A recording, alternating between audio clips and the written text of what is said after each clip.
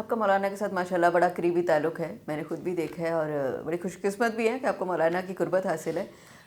ان کے بارے میں مشہور ہے کہ وہ غریبوں سے ہاتھ نہیں ملاتے۔ جی بالکل، وہ ایسی باتیں چلتی ہیں، لیکن دیکھیں تصویر کا ایک رخ اور ہوتا ہے، دوسرا کچھ اور ہوتا ہے۔ یہ جو واقعہ نا جو مشہور ہوا جس میں مولانا ایسے ہاتھ کر رہے ہیں، تو مجھے یاد ہے کہ میں ان کے ساتھ تھا۔ ہم رائمنڈ مرکز گئے ہیں بیان کے لیے، مولانا گئے ہیں وہاں پہ، اور جتنی دنیا سامنے تھی نا، وہ بہت بڑا مرکز، اس میں بہت دنیا ہوتی ہے، اتنی زیادہ لوگ تھے کہ وہ سب مولانا کا بیان سننے کے لیے نا بڑے بے تاب تھے۔ اچھا، اس سے زیادہ لوگ باہر مسجد کا جو ممبر ہوتا ہے نا، اس کے پیچھے کی محراب ہوتی ہے، اس میں سے گیٹ دروازہ نکلتا ہے تاکہ جس نے بیان کرنا وہیں سے باہر نکل جائے تاکہ لوگوں میں سے گزرنا نہ پڑے۔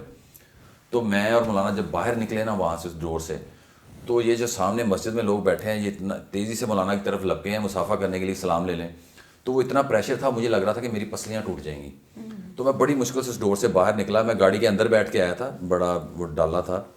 تو وہ میں اس کے اندر بیٹھ کے آیا تھا، لیکن مجھے بڑی مشکل سے بھاگ کے وہ ڈالے کے پیچھے بیٹھنا پڑا۔ اس میں مولانا وہ کر رہے ہیں کہ بھی ہاتھ پیچھے کر لو، کیونکہ انہوں نے ونڈو اوپر کرنی تھی، کیونکہ لوگ لٹک گئے تھے ڈالے کے ساتھ نا، اور وہ پیچھے پیچھے بھاگ رہے تھے اور وہ کچھ گر بھی رہے تھے، حالانکہ بڑی سلو گاڑی تھی، لیکن وہ لوگ مولانا کے دیوانے ہیں۔ یہ تو میں نے انگلینڈ میں بھی دیکھا کہ لوگ جو ہیں وہ انگلینڈ میں روڈ میں مولانا کے ساتھ میں جا رہا تھا تو لوگ ایسے اشارے کرتے ہیں جیسے کوئی سیلیبریٹی، اللہ نے ان کو مشہور کر دیا۔ تو اس میں مولانا چاہ رہے ہیں کہ وہ بچے کا ہاتھ اندر نہ آ جائے، تو انہیں کیونکہ ونڈو پر کرنی تھی، وہاں پہ تو اپنی جان کے لالے پڑے ہوئے تھے کہ یہاں سے جان کیسے بچانی اتنے لوگوں سے۔ تو مولانا بالکل ایسا نہیں کرتے، مولانا بہت ہی پیاری شخصیت ہیں، اپنے آپ کو بڑا تھکاتے ہیں غریبوں کے لیے بھی، عام لوگوں کے لیے بھی۔ وہ اصل میں جہاں پہ کیمرہ ہوتا ہے نا، تو وہاں پہ پھر ایسی چیزیں ہو جاتی ہیں، اس کو بتانے والا، ایکسپلین کرنے والا کوئی نہیں ہے، لیکن میں بالکل کہتا ہوں کہ مولانا ایسے بالکل نہیں ہے، وہ بڑا غریب پرور آدمی ہے، بڑے پیارے اخلاق کے آدمی ہیں۔ برانڈ بھی آیا ایم ٹی جی مولانا تاج جمیل کا، اور اس حوالے سے بھی لوگ کہتے ہیں جی مولانا تو کاروبار بھی کر رہے ہیں، اور اس کے بارے میں کافی اسٹیٹمنٹس ہیں، اس کے حوالے سے بھی کچھ بتائیے۔